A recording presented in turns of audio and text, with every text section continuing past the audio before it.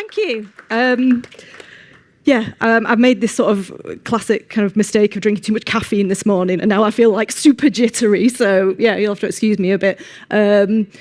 Just to answer the question that a number of you may be thinking, yes, it is my real name. I've been asked that at least 3 times over the last couple of days. And no, I'm not really.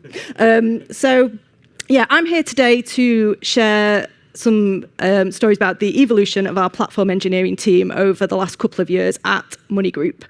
It's not a journey that's yet finished. Often as these things go, it's happens over a long time. We're still very much on that journey. There's still a lot of work to do.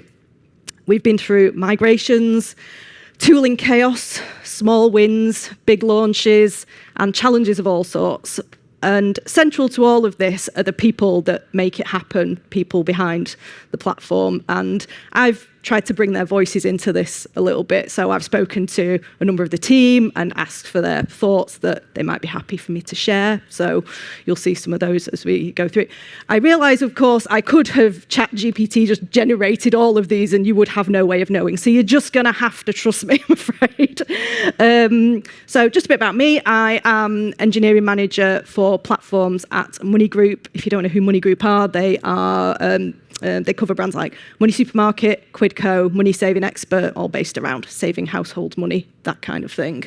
And I'm based up in Manchester, as you can probably tell from the accent. So I've been with the platform engineering team for a couple of years. It is not my background. I was a tester for 15 years, been in tech for about 20 years as a whole, working with that team for a couple of years now. I also coordinate our software developer apprentice program. So if anyone does that kind of thing, always interested to chat about that. Anyway, I'll get on.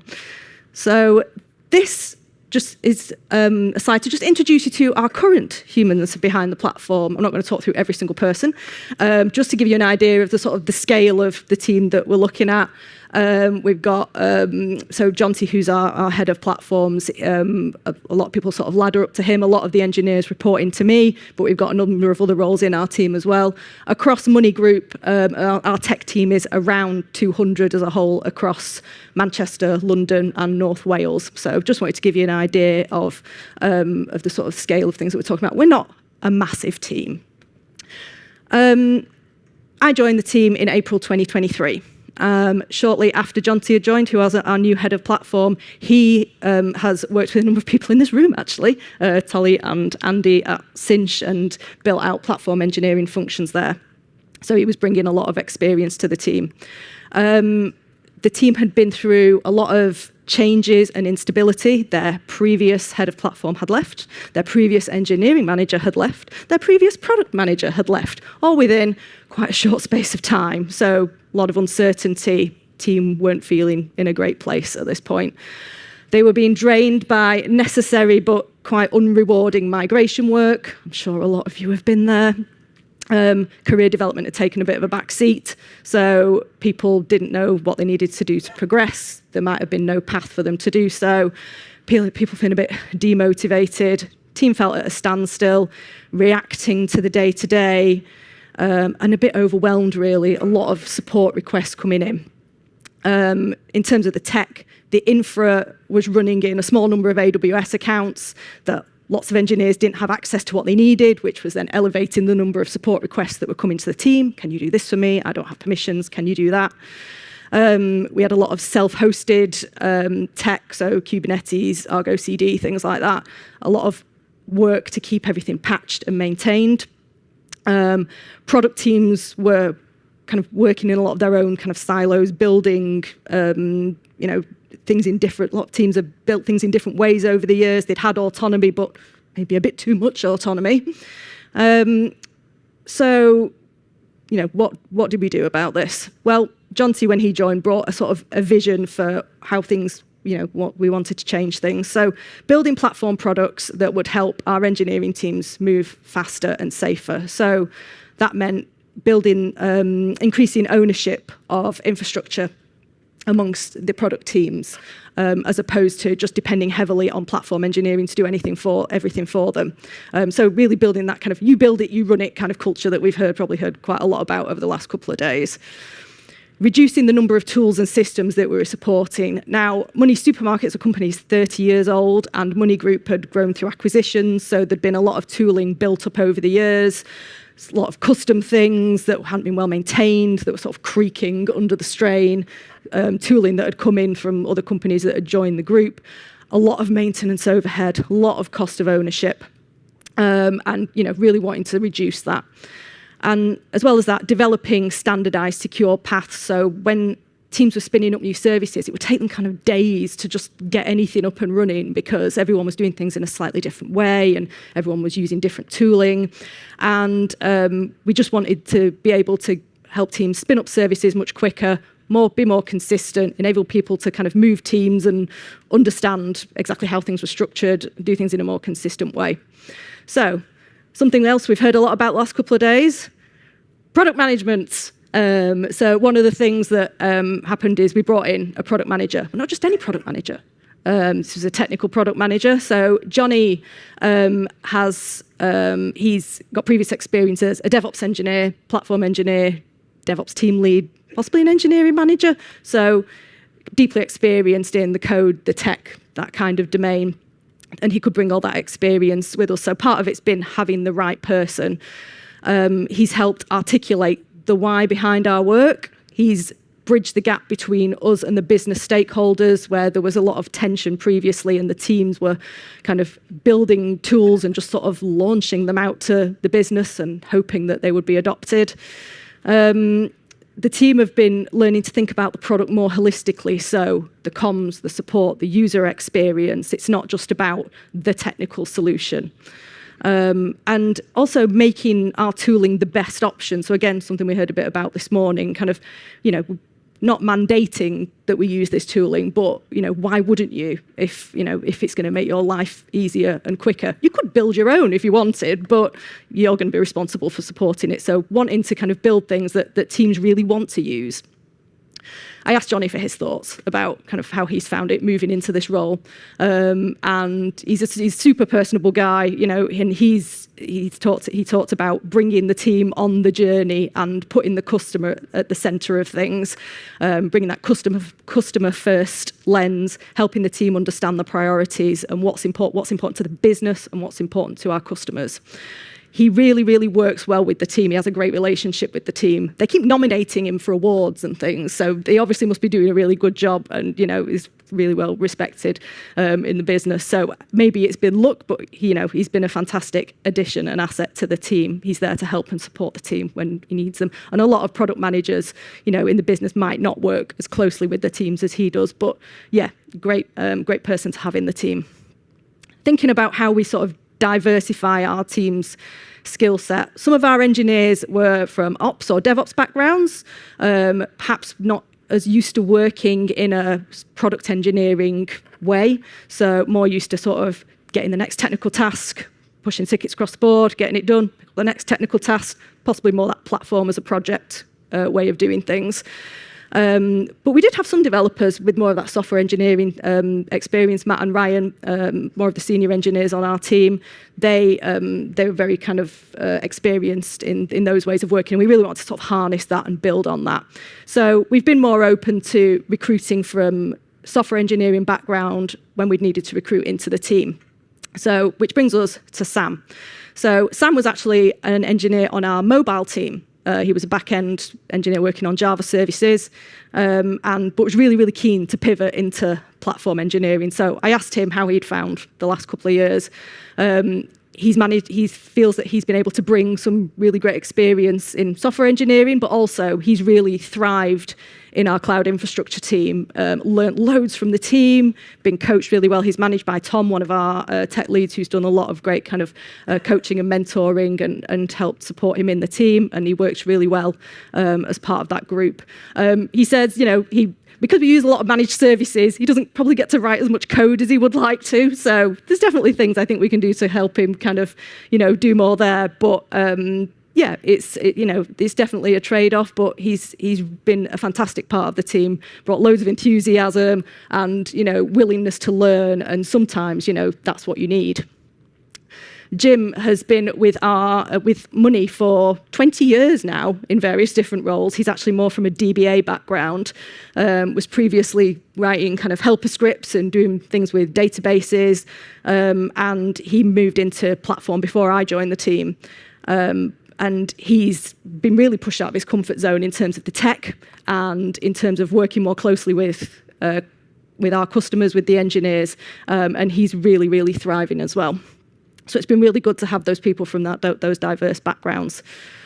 Just to talk about what our team structure looks like. So going back in time a bit, 2019, 2020, I wasn't part of the platform engineering team. I was with the company. I wasn't actually even working because I was on maternity leave at home having a magical time.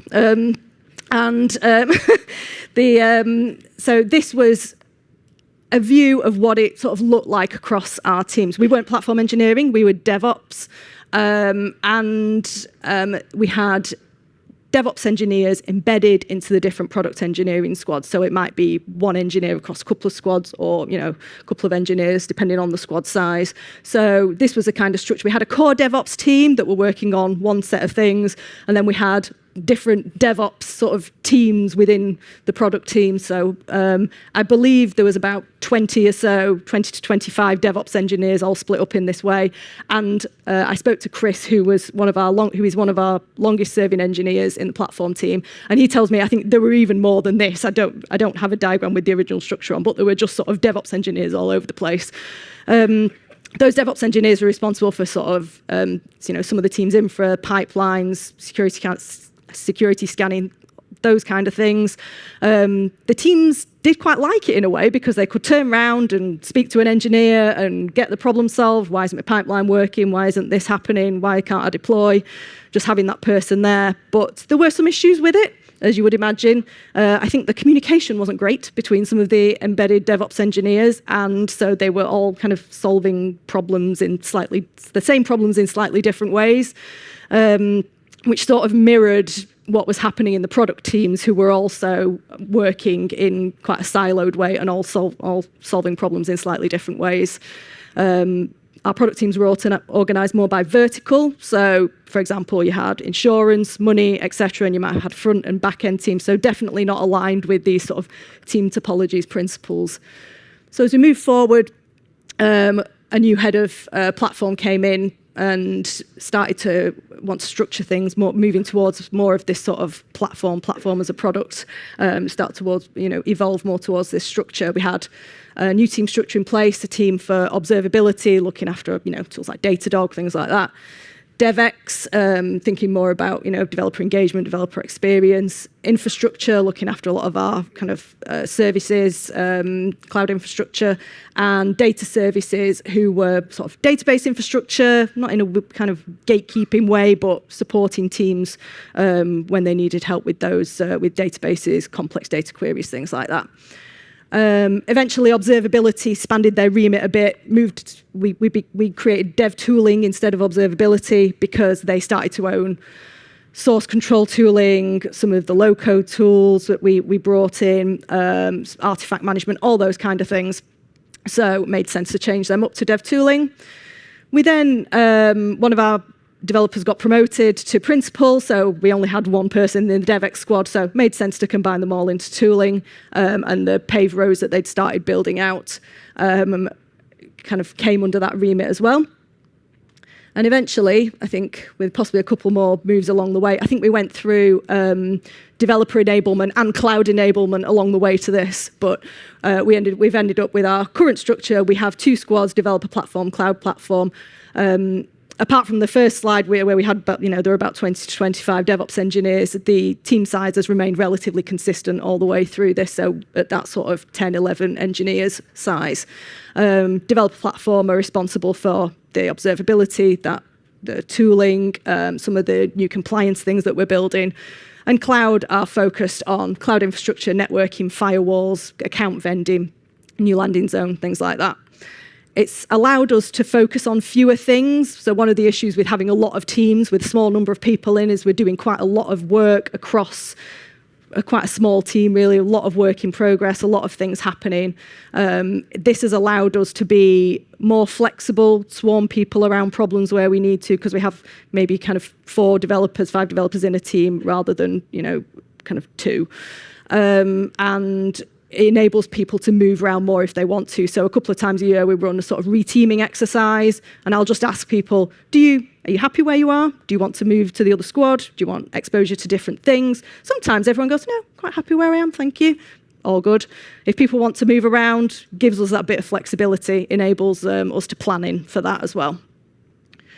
Just to give a bit of an indication of how that fits in with the kind of wider engineering structure now. So we have platform engineering supporting across the entire engineering team, and our product teams are more organised now into these sort of value streams, stream-aligned teams focused on maybe customer journeys, very much more full stack, aligned with certain missions and things, objectives that the business wants to move, and they're building on more common platforms that they own themselves as well. We don't own those in platform engineering, but there's a lot more consistency across those teams and the way they build things. Thinking about the people, so career growth, obviously this was something that was a bit of a struggle. How to give people a bit more structure in terms of how they move. So created a lightweight career framework. I know there's a view that you shouldn't do this and create something separate from the sort of general software engineering career framework. So I kind of built on what we already had, put a few platform-specific things in, skills, knowledge, that kind of thing, just to give people a little bit of direction. We might merge it back in at some point, but it's worked well for us so far. But 3 of our engineers have been promoted in the last couple of years, really well deserved from them. It's enabled the team to see that there is a path for them if they want to grow, if they want to progress, and if they want to do that. Not all of them do, and that's fine too. We've also been able to determine which of our engineers are more at the senior end of the scale, more at that mid-level, and also that we can support more junior talent as well. So, as I said, with Sam coming in earlier, we've been able to kind of support people who might be not from that background that want to pivot into the team. Collaboration. So we've spent a lot of the last 2 years trying to build more of a collaborative culture internally in the team and in the way we work with customers. So in the past, platform was sort of slightly off, even when they were embedded in teams, slightly off to the side, doing their own thing. Matt, who's one of our lead engineers, has been experimenting with different ways of collaborating. He's kind of really, really passionate about working with people and doing the right thing for customers. So he's been doing things like sitting in the middle of the office and inviting people to just come and see what he's working on. At the point we're building our paved roads, that was an exercise he did. Just wanted to get people's input, just some feedback. It was really lightweight way of doing things, and that worked for a while.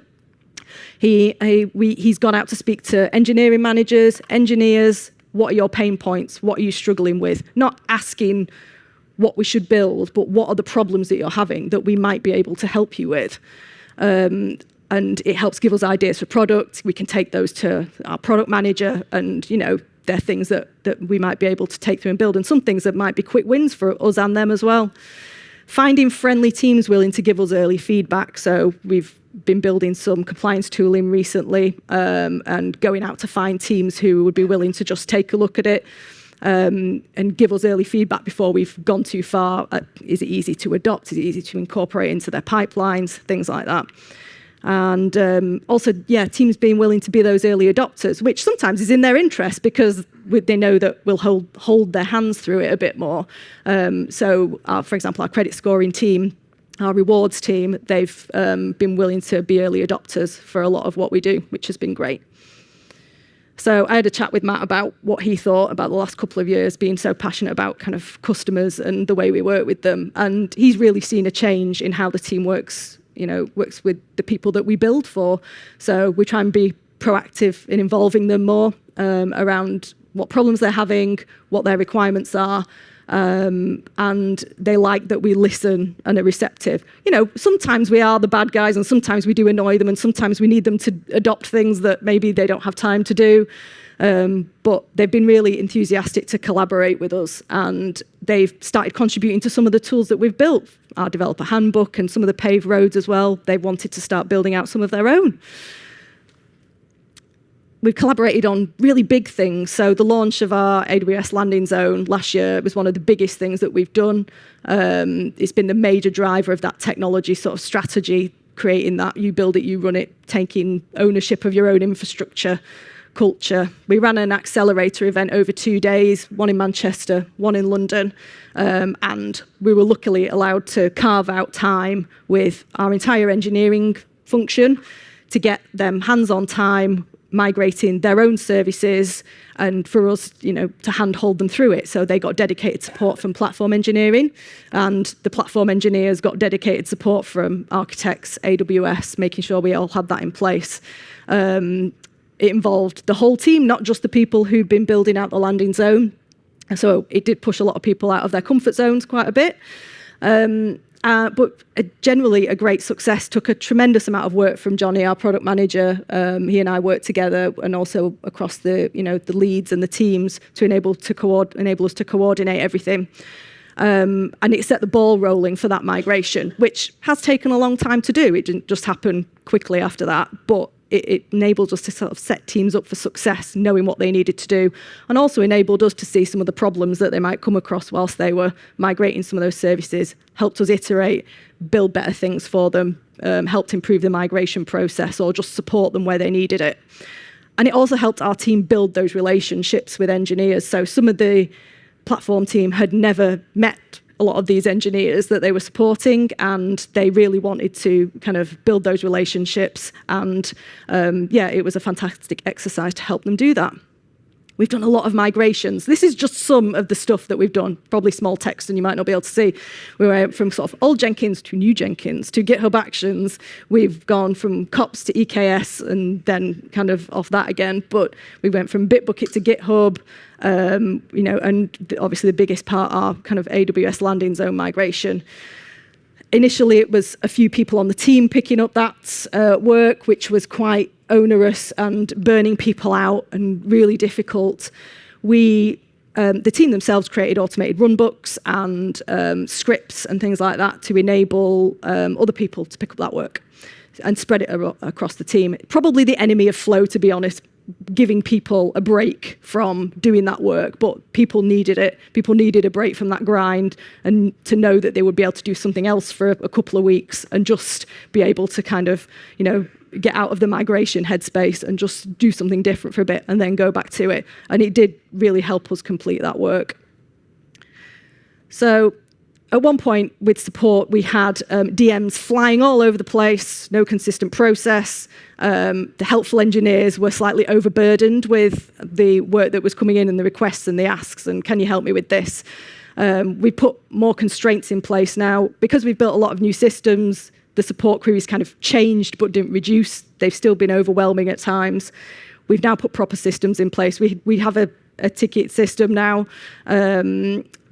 Sometimes when you put barriers in place, people try to find ways around things, and then we'll just use like sort of other DMs and other channels, and can I just ask a quick question? So we're giving them permission to go, no ticket, no support. I am not going to. Some people even have their sort of auto reply go, do not ask me this, go to the support channel. But they've got permission to say no and push back on these things. We're also trying to look at, when we're looking at user experience and how we build our products, how can we prevent these things in the first place, as you would with any product that you would build? How can we provide more documentation? What happens when things go wrong? How can we provide more automation, error handling, things like that, just to prevent some of these things cropping up in the first place? And some days we only have 1 or 2 requests now. Since a lot of my migration work's finished, it's been there's definitely been a drop-off in the last few months. It's been really good to see. Alignment, this is always a difficult one and not a problem that we have solved. Teams are trying to deliver their own priorities, and we need you to migrate off this thing. We just, by this deadline, we need you to do this for us. And teams are like, but this isn't our priority. We have to do all these things over here and deliver value for the business. And we totally understand that. We're trying to work with our heads of delivery, heads of tech, EMs to drive priorities into the teams where things really need doing. Sometimes their business asks and we're just the sort of the bad guy in the middle, really. But but also thinking how we can minimise asks in the first place, where there are products that we're building, what can we do to try and, if it's maybe we can raise a PR and they merge it in, and we'll just try and reduce the amount of things that we need them to do. It's something we're taking small steps towards. We've not resolved it. So where are we now? So thinking about where we were back then, we had those embedded DevOps engineers, a much bigger squad. We now have this more centralized platform team. There was a lot of autonomy, both within the platform team and within our product engineering squads back then. And it resulted in a lot of inconsistency and a lot of people building things solving the same problems in different ways, and tooling sprawl and all sorts of things, problems with patching and maintaining. Now we have much clearer standards and consistency. We have our AWS landing zone, so people can vend accounts per service. They've got their own test environments. They have paved roads, so they can spin up services easily. People can move around between teams and know how things are going to be structured. As opposed to ad hoc support, we've now got much more structured support processes in place, trying not to make a sort of a cottage industry out of it, but it's definitely better, and it's definitely more manageable, and the work is visible to the team, and we can set expectations when when it is busy. We have put longer engagement requests in place as well if people want more sort of consultative engagements from us. So that's worked really well. As opposed to doing all the reactive work, we're now much more intentional about what we build. We're trying to, as well as the business asks that we have to prioritize, we're also trying to build things that engineers will really like, and that will really help them go quicker or make their security patching easier. And getting rid of a lot of that old and duplicate tooling, that massive tooling sprawl. I think we've decommissioned about 50% of our estate. We want to carry on into that next year and make a bigger dent in that as well. There's still work to do there. So Jen is one of our lead engineers. I had a chat to her because she joined just before a lot of this. It was around kind of 2021 she might have joined, or 2022. And so she's seen a lot of this transition. We've come a long way. Says it has been a challenge, a lot of the context switching, a lot of the migration work. It's been difficult. I'm not going to pretend it's been some kind of utopian dream. But the work has been really rewarding, and the team are now starting to see that the product teams are seeing those benefits, and they like that they're building things that customers appreciate, that they want to use. They're building things that really help developers. I also had a chat with one of our other engineering managers, Sinead, who's a friend of mine, about how her teams kind of viewed the platform work that we'd done. And these were some of the points that she came back with alongside one of her developers, that we have faster, more consistent deployments now. We have improved security, we have mechanisms and automation in place for patching, which makes teams' lives a bit easier. Better monitoring and dependency management, enhanced developer experience. So again, part of trying to build, be more user-centric. And the events like the EBA, the teams really, even though it was out of everyone's comfort zone, the product teams really enjoyed doing that as well. They enjoyed working with us and kind of getting that hands-on time to start their migrations. Not a luxury we'll get with every project, and we appreciate it was a luxury, but doing things like that has really helped set things up for success. So there's a lot of work to do still. Like I said, there's still tooling we need to decommission, reduce the size of the tech estate.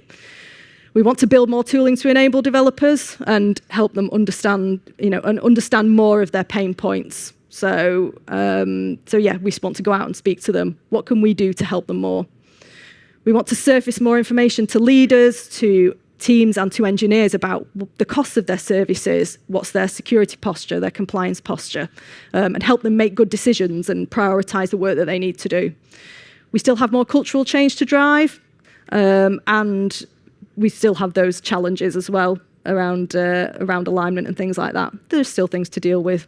So in terms of takeaways, platform engineering, it's been it's everything we've done has affected the people in the team, the people who work with us.